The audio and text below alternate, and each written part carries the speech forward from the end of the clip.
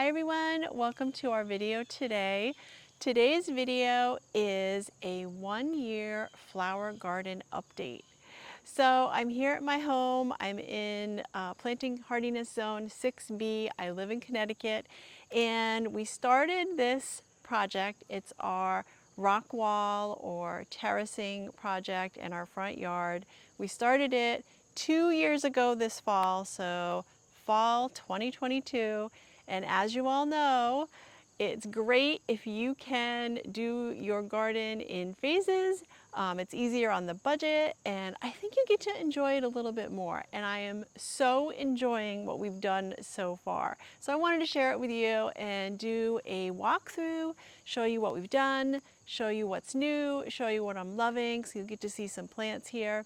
Now, I do love doing these gardening videos for you. So you may have seen a few plants out here that we put a spotlight on, or some gardening projects. You may recognize them. And if you'd like to see more, just subscribe to our channel, because I will be giving a little more details about things that are going on out here. So this is a bit of an overview because I'm so excited. I wanted to give you a walkthrough tour. So it looks quite different, right? So we started by clearing the property here. This was wooded down to the pond. And we started doing that probably 5 years ago. This plan has been in the works in my mind's eye probably for 10 to 12 years now. So I really had a vision. But there was a lot of damaged trees here on the property, and it was also blocking the view of the pond. And what frames this view better than a garden?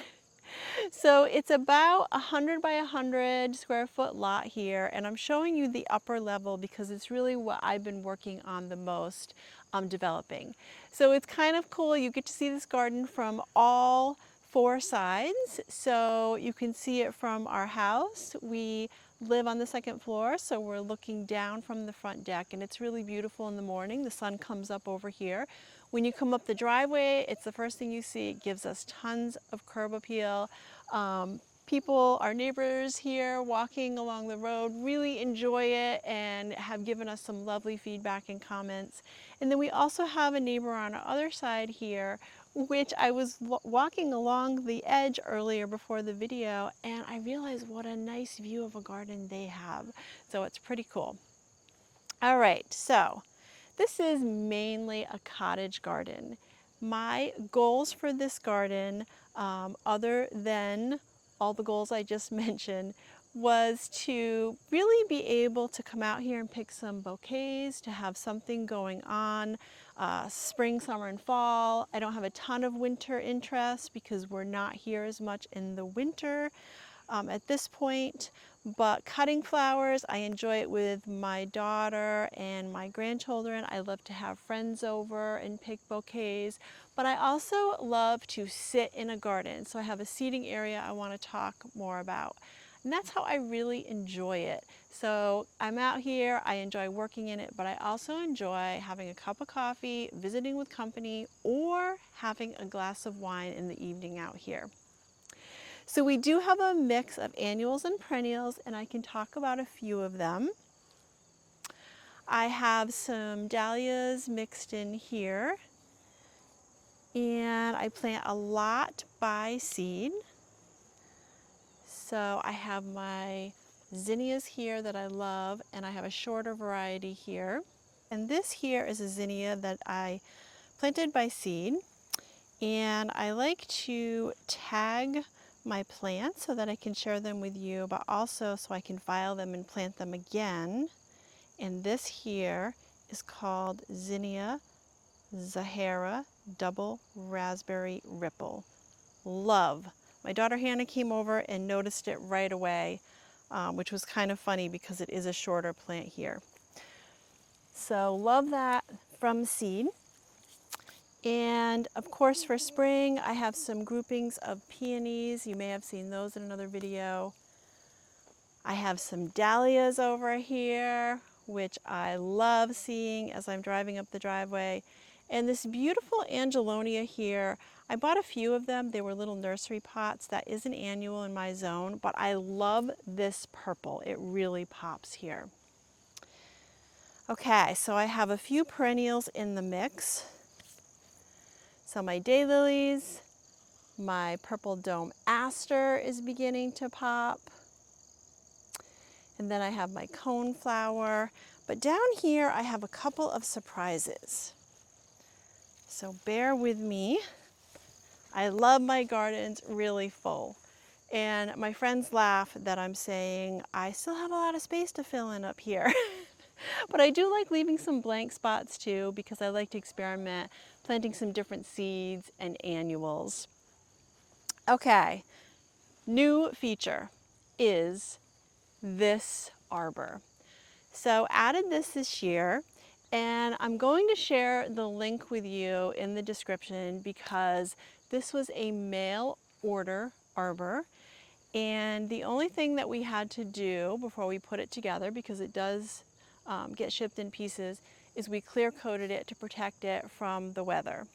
But I love adding vertical elements to the garden, and I feel like this really frames the view, and also from the road it frames the house. And I love my climbing plants. So for climbing plants this year, I have some morning glories. I have a new climbing rose that I've added. I have a clematis, and I also have hyacinth bean. Now this is one of my favorite annual climbers because, well, it's purple, and you all may know how much I love purple. But look at how beautiful the flowers are, and they're also great in bouquets. And when it's done flowering, it's going to have some deep burgundy pods on it, which are fun in the garden, but also a lot of fun in flower arrangements. So this is new, and I'm loving it. I do have some video clips of us putting this together and putting it up because we did have to make some footings here and pin it down because we get a lot of wind up here. Now, a couple garden surprises over here. So you may have seen my composting videos, and prepping a garden is so important. And that's one of the things we really focused on, and it's why it's taken us a couple of years to start filling these gardens in, is that we had to dig down, we had to add a lot of new soil and compost. But in my compost was butternut squash. So I have this fun butternut squash here this year, and you can see that there's a few hiding in here.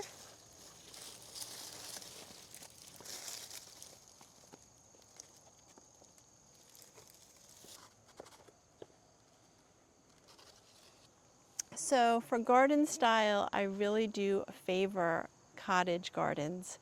And I have to say, it's pretty common to see vegetables and flowers mixed together in a cottage garden. So I'm really loving that this little surprise happened for me this year. Okay, another surprise. Did you know that groundhogs love morning glories? So good thing I have a lot of them, and they are starting to take over some other plants, which they do get aggressive, and I don't love that. But I thought it would be cool to have some draping over the boulders here. And they are really pretty in the morning, but groundhogs really do love them. So probably you're going to see more on groundhogs and garden pests in the future.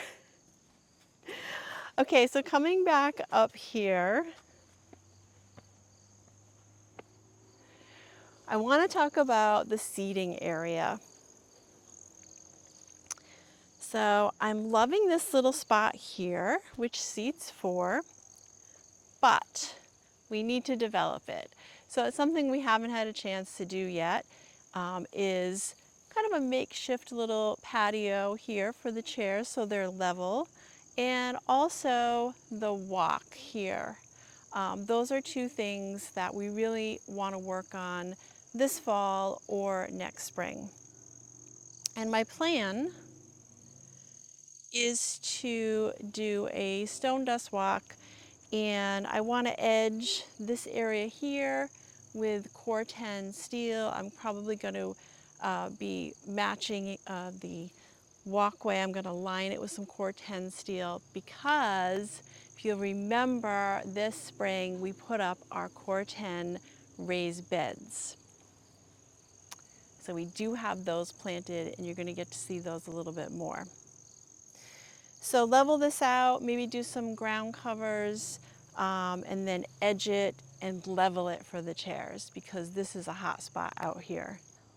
Okay, so one of the first things that I did in fall of 2022 when the walls were put up is I started planting along the edge of them. So some of the ground covers here and the plants on the edge are actually a little more developed. For example, this Creeping Jenny, which I love this pop of color here, also serves a purpose because we do get a little bit of erosion. So I don't know if you remember when I brought you the update last year, fall 2023, I talked a little bit about how important it was to start planting along the edge of the wall to help with the erosion, or maybe it was just an excuse to get planting. But I do have a few ground covers in the mix. I have more zinnias started from seed. I have some tall marigolds I also started from seed. Loving the oranges and the golds this fall. But I'm probably going to have to bring you another video on my favorite annuals because there's so many this year. So this here is, I'm going to double check the tag, Queen Lime Zinnia. And it's so pretty with its muted colors here. Pretty in the garden and gorgeous in a bouquet.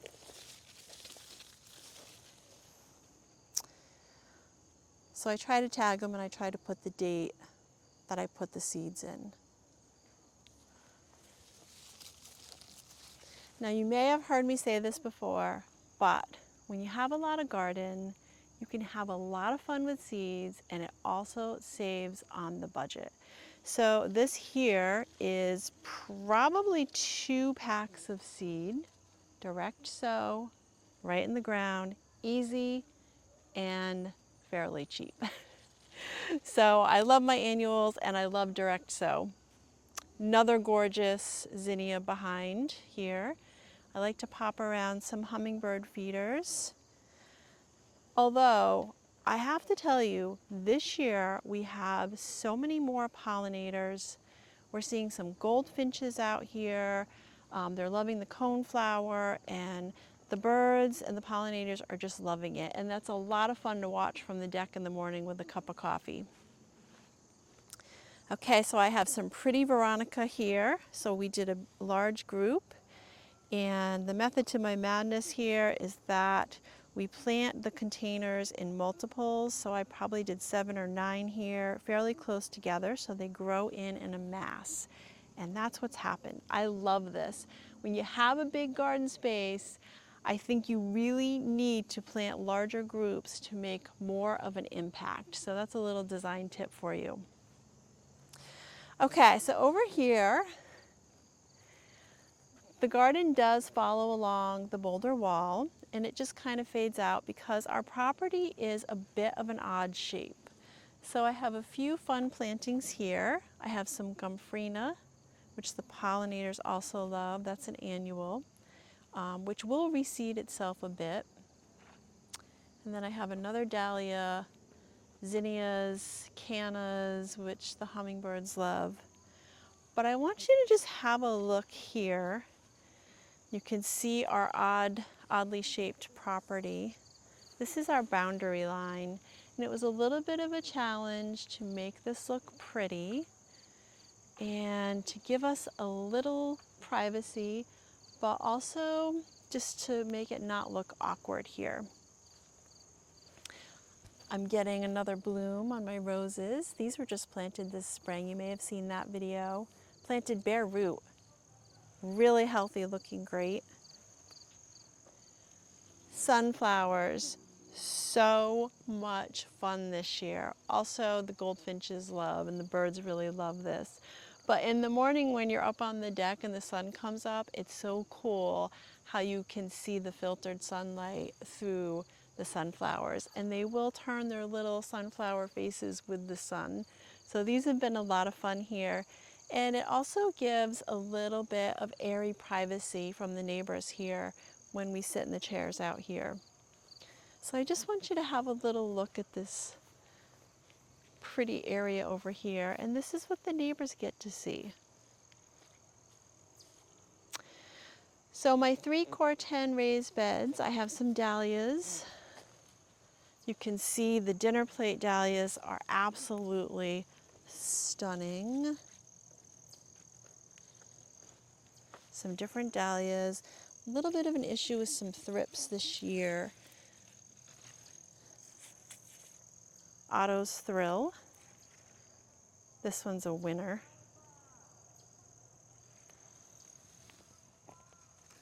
I love my dahlias and I love to plant different styles. Many more videos to come, and we do have a few videos out on dahlias. And then I just have some annual seeds planted in here, and I did them as succession plantings, so they're not flowering quite yet. And then another gorgeous rose. So we planted 3 of those bare root in the spring. Stunning. Cosmos. These are a lot of fun in bouquets or also as pressed flowers. And this one here is Rubenza. Penstemon, gorgeous foliage. You get so much bang for your buck when you buy plants with interesting foliage that flowers, because once they're done flowering, you also have this, which is really pretty. Okay, and then my Love Lies Bleeding, also an annual direct sow. The leaves are a little bit eaten. I don't like to use a lot of chemicals, so I kind of just go with it, because when I dry these or use these in bouquets, I'm actually stripping the leaves anyway, so I don't worry about that too much. But check this out.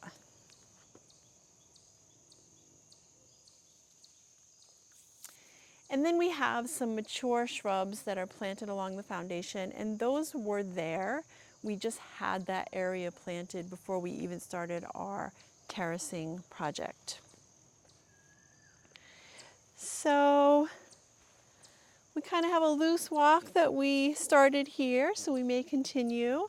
It's important to have some nice walkways in your garden with some pavers for areas that are commonly traveled, because you don't want to walk in a garden where you're going to be planting, because it compacts the soil, and that's not good for the plants or the root development. So eventually I am going to have some pavers here. But you may see something completely different as far as my annuals and their schematic next year, because I love to have all this space to play around, move things around, try some different things.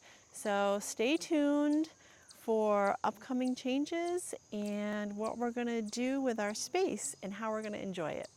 So thank you so much for joining me. I hope you enjoyed our little update. And if you did, please go ahead and give us a thumbs up and subscribe to our channel, because I appreciate all of you at home and I love doing these videos for you.